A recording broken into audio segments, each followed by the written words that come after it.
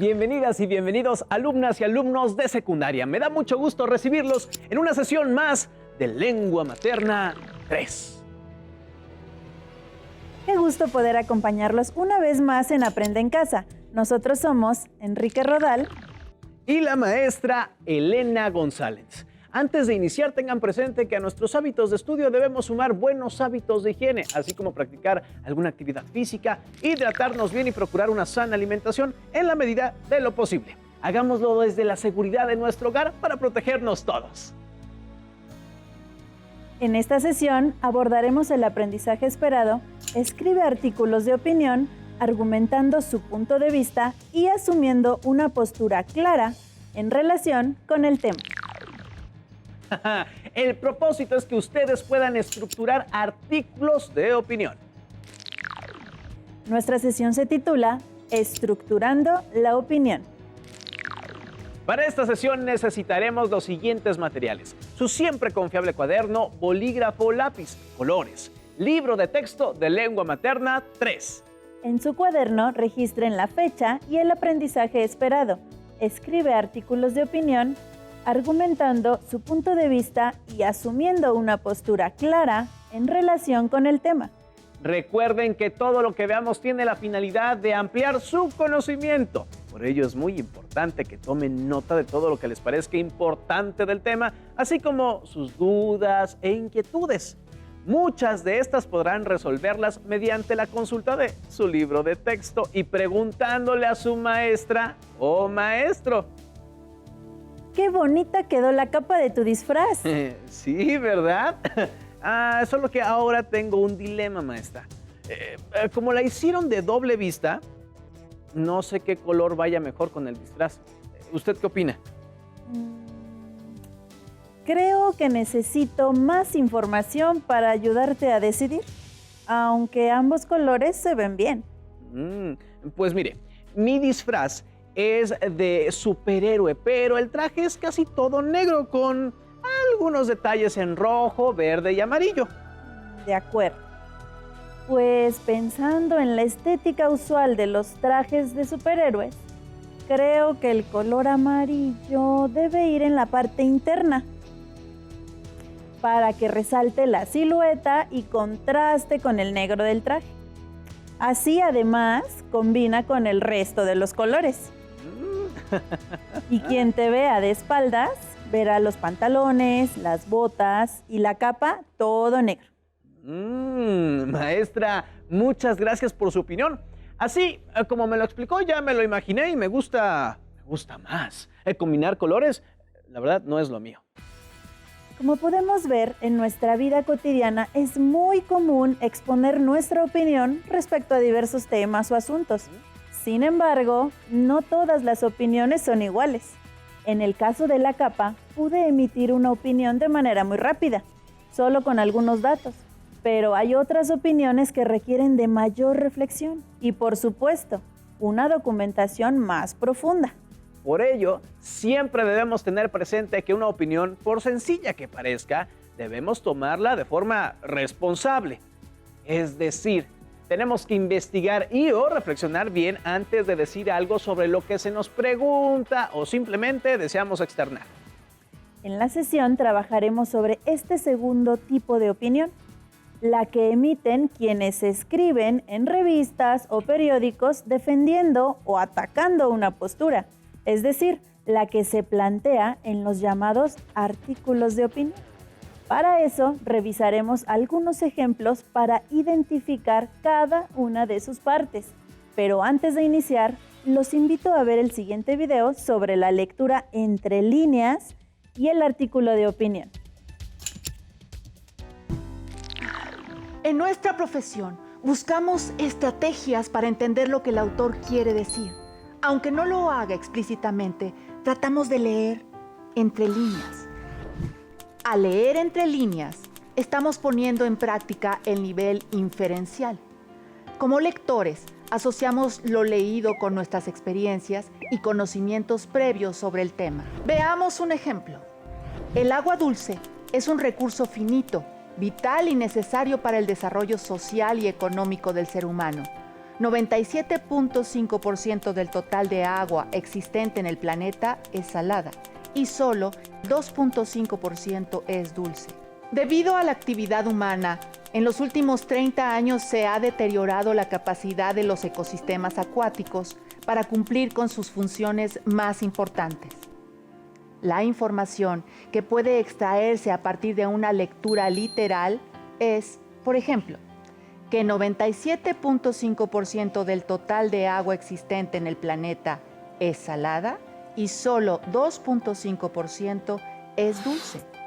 Si llevamos a cabo una lectura inferencial y leemos entre líneas, podemos comprender que cuando se habla de actividad humana, se está haciendo referencia a procesos como la industrialización o la alta contaminación derivada de los hábitos de consumo, aunque estas actividades no estén explícitamente enunciadas en el texto.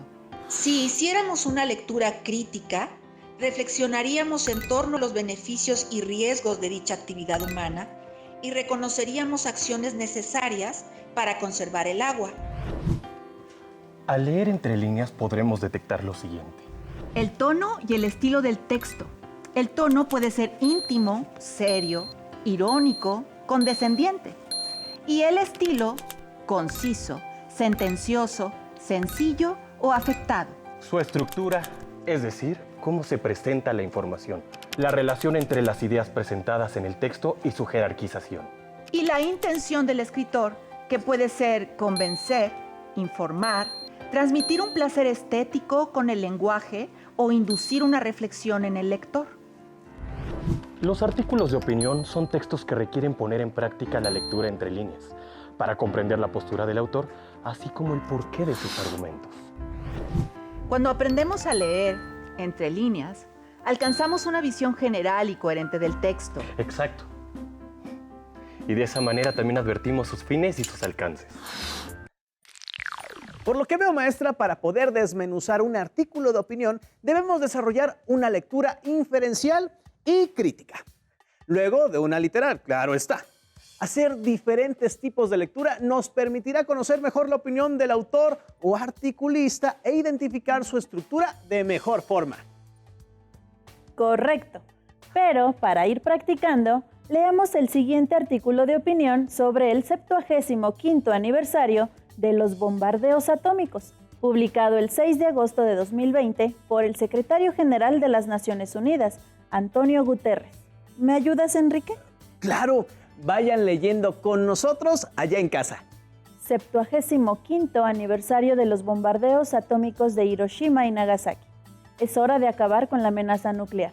Antonio Guterres. Este mes se cumple el 75º aniversario del bombardeo atómico de Hiroshima y Nagasaki, que mostró a la humanidad la devastación que puede desencadenar una sola bomba nuclear. El persistente sufrimiento causado a los supervivientes, los Hibakusha, debería proporcionarnos una motivación diaria para eliminar todas las armas nucleares. Ellos han dado a conocer sus historias para que el horror experimentado por Hiroshima y Nagasaki nunca se olvide. La amenaza nuclear, sin embargo, está creciendo de nuevo. Se ha formado una red de acuerdos e instrumentos para prevenir el uso de estas armas singularmente destructivas y, en última instancia, para eliminarlas. No obstante, ese marco ha permanecido inactivo durante décadas y está empezando a erosionarse. El potencial de que se lleguen a utilizar las armas nucleares, ya sea de forma intencionada, por accidente o como resultado de un error de cálculo, es peligrosamente alto. Como consecuencia de las crecientes tensiones internacionales y la disminución de la confianza, las relaciones entre los países poseedores de armas nucleares están evolucionando hacia confrontaciones peligrosas y desestabilizadoras. Mientras los gobiernos se apoyan considerablemente en las armas nucleares para su seguridad, los políticos intercambian declaraciones acaloradas sobre su posible uso y dedican grandes sumas de dinero a mejorar su letalidad, un dinero que sería mucho mejor gastar en un desarrollo pacífico y sostenible. Durante décadas, los ensayos nucleares han tenido horribles consecuencias humanas y ambientales. Esta reliquia de una época anterior debería ser confinada al pasado para siempre. Solo una prohibición legalmente vinculante y verificable de todos los ensayos nucleares puede lograrlo. El Tratado de Prohibición Completa de los Ensayos Nucleares ha demostrado su valor, pero algunos estados todavía no han firmado o ratificado, lo que impide que alcance todo su potencial como elemento esencial del marco para la eliminación de las armas nucleares. Junto con el cambio climático, las armas nucleares representan una amenaza existencial para nuestras sociedades. La mayor parte de las aproximadamente 13.000 armas nucleares que existen actualmente en los arsenales mundiales son mucho más destructivas que las bombas lanzadas sobre Hiroshima y Nagasaki. Cualquier uso desencadenaría un desastre humanitario de proporciones inimaginables. Ha llegado el momento de volver al entendimiento común de que una guerra nuclear no se puede ganar y no se debe librar nunca. El acuerdo colectivo de que debemos trabajar por un mundo libre de armas nucleares y al espíritu de cooperación que permitió lograr progresos históricos con miras a su eliminación. Se espera que los Estados Unidos y la Federación de Rusia, en su calidad de poseedores de alrededor del 90% de las armas nucleares, abran camino en este sentido. El nuevo tratado START mantiene límites verificables. Su prórroga por 5 años permitiría ganar tiempo para negociar nuevos acuerdos, incluida la posible participación de otros países poseedores de armas nucleares. El próximo año, las Naciones Unidas organizarán la Conferencia de las Partes encargada del examen del Tratado sobre la No Proliferación de las Armas Nucleares, TNP, uno de los acuerdos de seguridad internacional que han tenido más éxito. En él figuran los únicos compromisos basados en un tratado que han asumido los 5 mayores países poseedores de armas nucleares con miras a su eliminación y se imponen obligaciones verificables de no adquirir ni desarrollar armas nucleares. El hecho de que casi todos los países formen parte del tratado significa que la inmensa mayoría de la comunidad internacional está vinculada por estos compromisos. La conferencia de examen del Tratado sobre la No Proliferación es una oportunidad para detener la erosión del orden nuclear internacional. Afortunadamente, la mayoría de los Estados miembros de las Naciones Unidas sigue comprometida con el objetivo de un mundo libre de armas nucleares. Este compromiso se refleja en los 122 países que apoyaron la aprobación del Tratado sobre la Prohibición de las Armas Nucleares. Estos países entienden que las consecuencias de cualquier uso de armas nucleares serían catastróficas.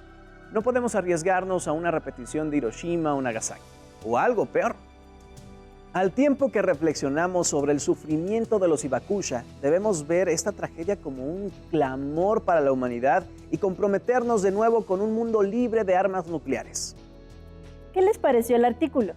¿Pudieron identificar de qué trató y qué postura defiende el autor? Reflexionen sobre estas 2 preguntas y contesten en su cuaderno.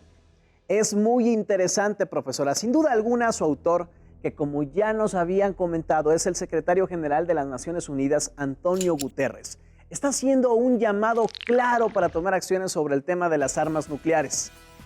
Tienes mucha razón, pero una vez que hemos leído de forma literal y completa el artículo de opinión, podemos pasar a analizar cómo está estructurado. Para ello, vamos a revisar el siguiente esquema. Recuerden tomar nota de lo que explicaremos a continuación. El artículo de opinión está compuesto por 4 partes. Primero, debe llevar un título, mismo que ha de ser atractivo y puede optar entre recuperar el tema del que se habla en el artículo o bien mostrar la postura que el articulista tiene frente al tema. Enseguida comenzamos la redacción del artículo con un párrafo introductorio. Este se encarga de plantear un problema o de recuperar alguna noticia que consideremos relevante para exponer nuestro punto de vista y persuadir al lector para que tome ciertas acciones o posturas respecto a ello. La tercera parte del artículo es el cuerpo, que a su vez se compone de 2 elementos, las opiniones y los argumentos. Esta es la parte más delicada y contundente del artículo, pues es en donde el articulista explica con detalle su opinión o postura respecto al tema o conflicto y la justifica con diversos argumentos que se encargarán de respaldar su hipótesis. Y para cerrar, debemos redactar una conclusión, que es la parte en la que se da una resolución a lo planteado en el artículo de opinión. Esta última parte es donde el autor busca claramente persuadirnos, por lo que también pueden agregar alguna recomendación o frase que estimule al lector a tomar acciones sobre lo expuesto durante las líneas anteriores. Perfecto. Ahora que ya tenemos clara la estructura que debe tener un artículo de opinión, hagamos el análisis de nuestro ejemplo. ¿Puedo comenzar con la primera parte de la estructura, maestra? Creo que es muy sencillo notar el título y la introducción desde la primera lectura que se hace. Adelante, Enrique. Llegó la hora de sacar nuestros colores. Emplearemos diferentes colores para localizar las partes de nuestro artículo de opinión. Tomen notas en su libreta para poder guiarse al realizar su reto del día. Más adelante. ¿Listos y listos? El título del artículo es 75º aniversario de los bombardeos atómicos de Hiroshima y Nagasaki. Es hora de acabar con la amenaza nuclear, de Antonio Guterres. Podemos notar que este título es algo extenso, pues incluye tanto el tema que tratará como la postura del autor frente a la situación. Si regresamos al texto, veremos que enseguida del título está escrito el nombre del autor, es decir, del articulista. Justo este detalle es con el que podemos distinguir un artículo de opinión de otro texto similar que se llama editorial. Recuerden que una opinión siempre lleva el nombre de su autor. Bien, el segundo elemento de nuestra estructura es la introducción. En este caso, la podemos encontrar en el primer párrafo del artículo, que va desde este mes se cumple el 75º aniversario hasta es peligrosamente alto. En esta sección, el autor sitúa el acontecimiento histórico que detonó la escritura de este artículo de opinión, el aniversario número 75 del bombardeo atómico. También comienza a plantear una reflexión sobre lo peligroso de este asunto, mencionando, por ejemplo, que aunque se han tomado ciertas acciones, muchas naciones no están respetando los acuerdos sobre la materia. ¿Cómo van hasta aquí, alumnas y alumnos? No olviden anotar sus dudas en su cuaderno para resolverlas después de la sesión. Entremos a la parte central de nuestro artículo, el cuerpo. Este elemento contiene las opiniones y argumentos con los que cuenta el articulista para defender de forma contundente su postura. En cada párrafo, el autor presenta diversos argumentos que están compuestos por hechos comprobables y su propia postura sobre el tema que plantea. Este estilo de entrelazar la argumentación con su opinión es una buena estrategia, ya que el lector tiene a la mano ambas informaciones. Además, exponer así la información presta al autor mayor credibilidad, pues presenta información real y fiable que refuerza la opinión o postura. Algo así como pilares que sostienen una construcción, ¿verdad, maestra? Precisamente. Justo esa es la función que cumple la información de diferentes fuentes en el artículo de opinión. Ayudan a sustentar la hipótesis del articulista. Por otra parte, hay que decir que existen diferentes tipos de argumentos. En este texto podemos ver que en el segundo párrafo hay un argumento de señalamiento de consecuencias negativas, equilibrándolo con una opinión hacia la posible solución. El tercer párrafo comienza con la opinión del autor, que está convencido de la prohibición definitiva de los ensayos nucleares y cierra con un argumento de ejemplificación de una situación problemática, que es el hecho de que no todos han querido firmar el tratado de prohibición. Ya veo, profesora. Y veo también que en el cuarto párrafo el argumento es una valoración del antes y después. Por ejemplo, ¿por qué expone que las armas que existen hoy son más destructivas que las de Hiroshima y Nagasaki? Lo cual dice, sin mencionarlo expresamente, que sus consecuencias serían mucho peores. En el quinto párrafo nos encontramos con un argumento de hecho, mismo que nos presenta estadísticas que abren paso a su opinión sobre lo beneficioso que sería prorrogar el nuevo tratado START, pensando en incluir a estos países. Muy buen análisis. Gracias por tu ayuda. Si leen con atención, el sexto párrafo vuelve a darnos un argumento de valoración del después de un hecho, que será este año a propósito, pues el artículo se publicó en 2020. Por último, tenemos la conclusión, que se encuentra en el séptimo párrafo. Como vemos, el autor explica brevemente la situación actual del conflicto y cierra con una reflexión muy concisa sobre las consecuencias que este hecho podría acarrearnos si no actuamos pronto al respecto. Para concluir el análisis, es importante considerar las siguientes recomendaciones al escribir un artículo de opinión. 1. Evitar las suposiciones y ser cautelosos con el uso de la información, es decir, contar con fuentes fiables y fidedignas. 2. Contextualizar el tema o situación que se trate, con la finalidad de que los lectores comprendan realmente la importancia que tiene para el autor darlo a conocer a la sociedad. 3. Usar un lenguaje claro, ameno, con la finalidad de que el lector se mantenga interesado en la lectura. 4. Evitar las generalizaciones, ya que éstas impiden al lector formarse una idea clara de la postura que ataca o defiende el texto.